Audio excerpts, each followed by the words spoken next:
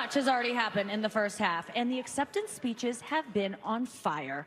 Who got shouted out the most? Let's look at the numbers. All right, cast and crew are leading the way with 11 mentions. Moms are holding strong with 3 shout-outs. God, creator of the universe, 0 mentions. And Mario Lopez, host of Access Hollywood, 1. All right. No surprise in this godless town.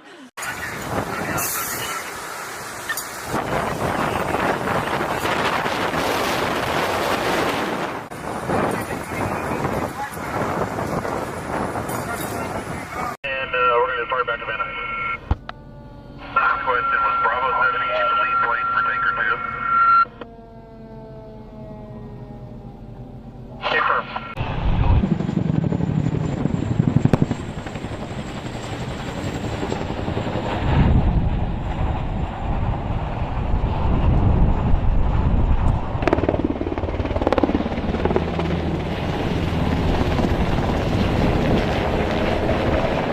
Everybody is connected in some way. So we're going to safely cross the street here. So again, we're on Lincoln. There's sheriffs and CHP blocking all these roadways. So that's why we're able to walk through these streets, because cars aren't driving through here. So we're going to walk across the street where these homes completely fine, untouched. And this one in particular. So I met Jose Olvera this morning. He's actually sitting in his car here trying to stay warm. I'm going to ask him to come on out now because it's a little chilly out here this morning, especially without the wind. Do you mind coming out, Jose? This is his home here on Lincoln, not touched. And I think what's so incredible about it, look, he has his Jesus and his Virgin Mary out here, possibly what protected his home here. I mean, Jose, your home not touched, but your neighbors completely gone. You're sitting here just looking at them. What are you thinking? Oh, I don't know. It was terrible. It was terrible. So you, Jose, you actually helped try to save your neighbors' homes. Tell me about that. I saved my house and I saved 3 other houses of my neighbors. When was this? Yesterday. Yesterday? Okay. Walk me through what happened. How did it start and what did you guys do? Oh, it started with the wind, everything. And I started waiting all the floor, the roof, and the power. Here? Yes, the power of the water. The pressure of the water is going away. So I started filling up buckets, the trash cans with water.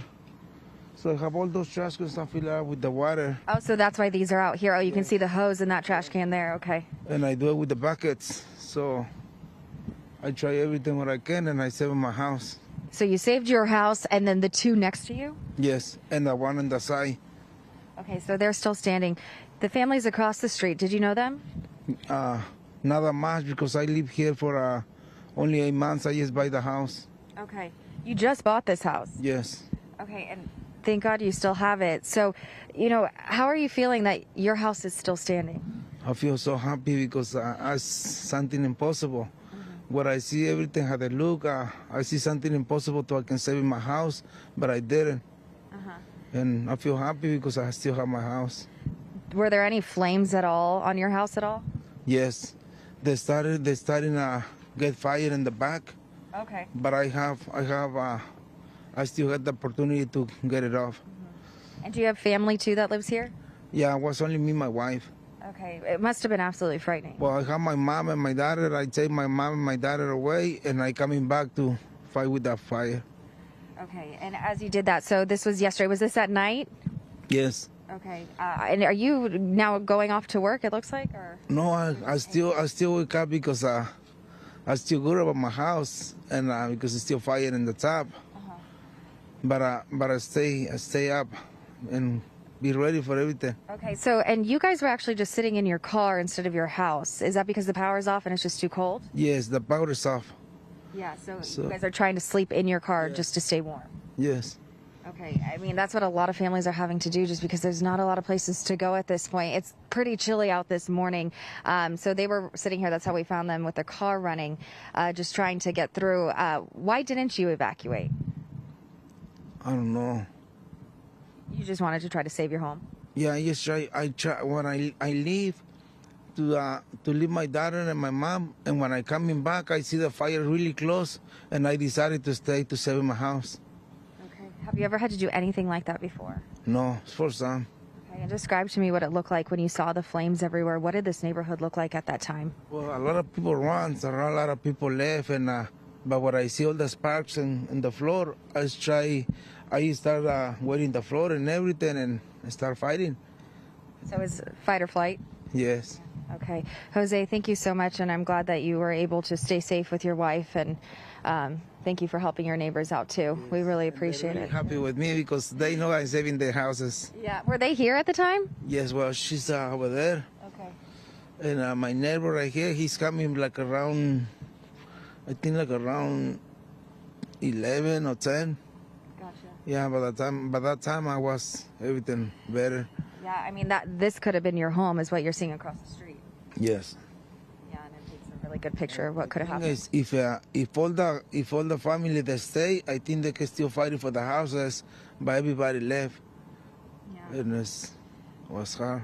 It is. It's a tough decision to make for a lot of people of what to do. Jose, thank you so much. We really appreciate it. Get back in that car, get warm because it is pretty chilly. But, you know, this is what neighbors did. You can still see actually some water in here, just trying their best to save their homes and do what they can. A lot of these homes, it was important if you evacuated. If there are evacuation orders, you probably should leave for safety. But the ones that stuck around, I mean, they fought and they did what they could to save what they absolutely could, and that's what Jose did for his family and his neighbors here. But just driving around, you guys, it's just house after house, and it's not safe to drive through here. Again, we are following fire trucks. We're staying where fire trucks are to stay safe, but a lot of hot spots, if it's not just a gas line, homes are still on fire here, and it's incredible to see it. We're just constantly seeing just remnants, debris everywhere, trees down, power lines down.